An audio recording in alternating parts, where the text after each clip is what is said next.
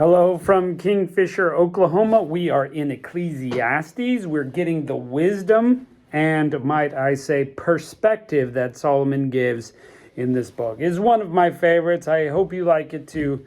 So let's jump into Ecclesiastes 5. Keep thy foot when thou goest to the house of God, and be more ready to hear than to give the sacrifice of fools, for they consider not that they do evil. Be not rash with thy mouth, and let not thine heart be hasty to utter anything before God. For God is in heaven, and thou upon earth. Therefore let thy words be few. For a dream cometh through the multitude of business, and a fool's voice is known by a multitude of words. When thou vowest a vow to God, defer not to pay it, for he hath no pleasure in fools. Pay that which thou hast vowed. Better it is that thou shouldst not vow than thou shouldst vow and not pay. So, this is a good chunk right here. Look, when you're going into the house of God, when you're going into God's presence, you better be ready to come with a ready heart.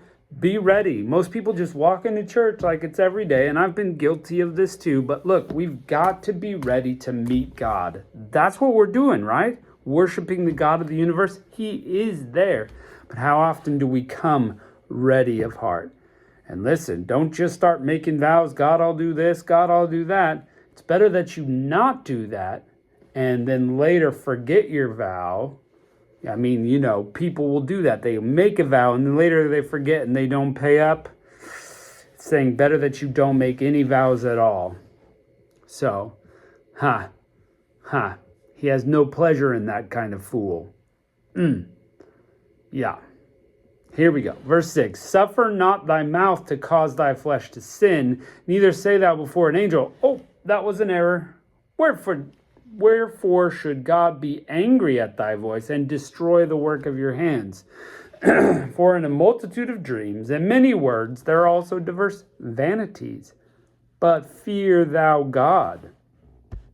If thou seest the oppression of the poor and the violent, perverting judgment and justice in a province, marvel not at that matter, for he that is higher than the highest regardeth that there be higher than they. So when we see corruption and things, everybody's got to answer up the totem pole. Fix what you can fix, affect what you can affect, but somebody has to answer the high up, and eventually God is the top there. Nobody escapes having to answer to him. Verse 9, moreover, the profit of the earth is for all, and the king himself is served by the field. He that loveth silver shall not be satisfied with silver, nor he that loveth abundance with increase. This is also vanity. When goods increased, they are increased that eat them. And what good is there to the owners thereof, saving the beholding of them with their eyes? So, hey, I could get more. Well, when you get more, it costs more. And so, that's vain. You could just keep getting more, but you can only eat so much food, and then all you can do is just look at this food, and you can only spend so much money, and then it's just, I've got a big bank account. It's all vain. Building up your empire is vain. The sleep of a laboring man is sweet, whether he eat a little or much. But the abundance of the rich will not suffer him to sleep.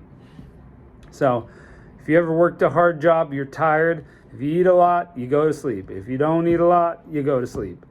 But somebody who's so rich, they've got a lot of things to worry about. It keeps them up at night. Maybe they ate food. It gives them indigestion. They can't sleep. Who would you rather be? The guy sleeping? The sound sleep? Maybe. Verse 13, there is a sore evil which I've seen under the sun, namely riches kept for the owners thereof, to their hurt. But those riches perish by evil travail, and he hath begotten a son, and there's nothing in his hand. And as he came forth from his mother's womb, naked shall he return, go as he came, and take nothing of his labor which he may carry away. in his hand. And this is also a sore evil, that in all points as he came shall he go. What profit hath he labored for the wind? All his days he eateth in darkness, and hath much sorrow, and wrath with his sickness.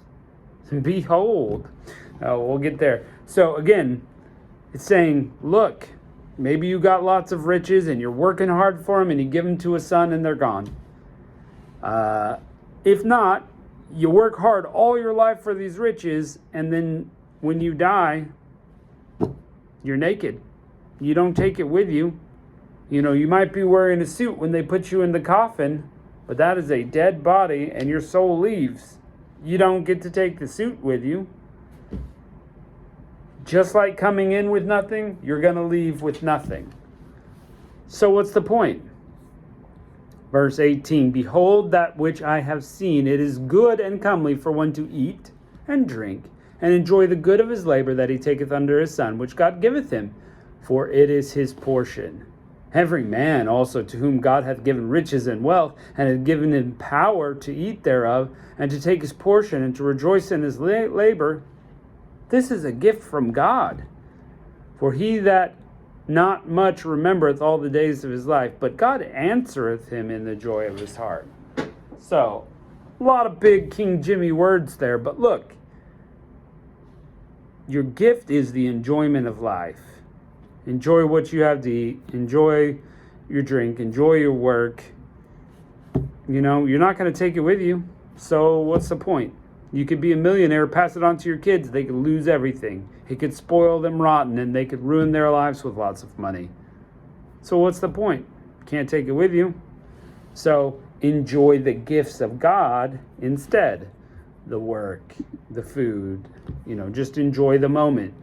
But also, as we pointed out before, the eternal will last forever. The works that Jesus Christ gave for you to do, to encourage people to a relationship with him, do those. Those always are important. For yourself, have that relationship with God. That will always be there. Chapter 6. There is an evil which I've seen under the sun, and it is common among men. A man to whom God hath given riches, wealth, and honor, so that he wanteth for nothing for his soul of all he desired, yet God giveth him not the power to eat thereof, and a stranger eateth it. This is vanity, and it's an evil disease. God blesses people with money and wealth and power, and then they don't get to partake in all of it. It's given to someone else. Sometimes life, God, makes these sharp turns in life where you've built this empire and you don't get to enjoy it. You die and pass it to someone else. That's vanity. So why build the empire? To your stress.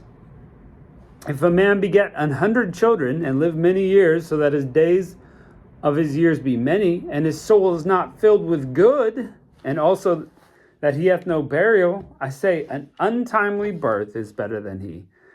A stillborn is better than the man who has 100 kids, but he's not filled with the goodness of God. Verse 4, he that cometh in with vanity and departeth in darkness, and his name shall be covered with darkness. Moreover, he hath not seen the sun, nor known anything. This hath more rest than the other. Yea, though he live 1,000 years, twice told, yet hath he seen no good. Do not all go to one place? So it doesn't matter if you live a long time, doesn't matter if you work and get lots of money, you're going to the same place. Death, the grave. Everybody's going there. Verse 7, all the labor of a man is for his mouth, and yet the appetite is not filled. For what hath the wise more than the fool? What hath the poor that knoweth to walk before the living? Better is the sight of the eyes than the wandering of the desire. This is also vexation of the spirit. Look, what's before you is much better than something you can imagine up. Like I could imagine a lot of wealth, but if I got $10 in my pocket, that's more than my imagination, right? And all of my labor is working towards my appetite to keep me going. So what? Verse 10, verse 9 says it's all vanity. Your labor to increase is vain. Doesn't matter how hard you work at it and how much you accrue or don't accrue, the end is all the same. Verse 10, that which has been named already and is known that it is man, neither may he contend with him that is mightier than he. Seeing there be many things that increase vanity, what is man the better? So all of these things that we've been talking about, does it make man better? For who knoweth what is good for a man in this life? All the days of his vain life which he spendeth as a shadow. For who can tell a man what shall be after him under the sun? And actually, I really like this line, who knoweth what is good for a man in this life? Because we don't know. Here's a great example. If you were going to walk out the door and go to a restaurant and eat dinner, and that's the plan, and you knew if you did that, you would get in a car accident and break your leg, would you stay home? Most people would say, yeah, with that kind of foresight, if I knew I was going to get in a car accident, wreck my car, break my leg, not make it to dinner, I'd stay away from going. Well, let's say you stayed home knowing that you're going to break your leg and wreck your car, but instead your roof collapses, and by leaving and going and breaking your leg and wrecking your car, you would live. Which would you choose? Which of those bad things would you choose? Well, most people would be like, oh, if I have to break my leg, but I'd still be alive. See, we don't know what's going to happen in life. We don't know what's going to be good. We don't know, if we move to a new city and take a new job that pays more and seems better, will it actually be better? Don't know. You don't know what's coming. You might, move to a new city and contract a disease there that you wouldn't have got if you stayed. You just don't know. You have no idea what's coming. So, who's going to tell us what's good? What's coming under the sun? What's new? What's next? Who's going to tell us that? There's only one that has that kind of foresight. That's God. So certainly we can take it to God and trust that He has the best for us in mind, but we cannot say how life is going to go. Just look back in your life.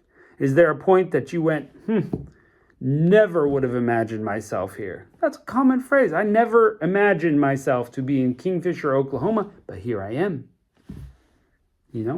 That's just how life has taken me, and here I am.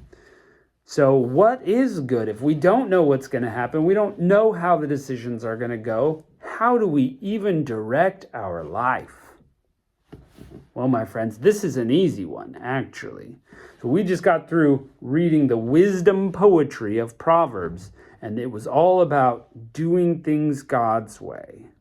So I would say, as you go in life, if you are doing things God's way and enjoying the gifts He gives you of food and drink and, good work, you're doing okay because you're doing it God's way. You are who you should be in any circumstance.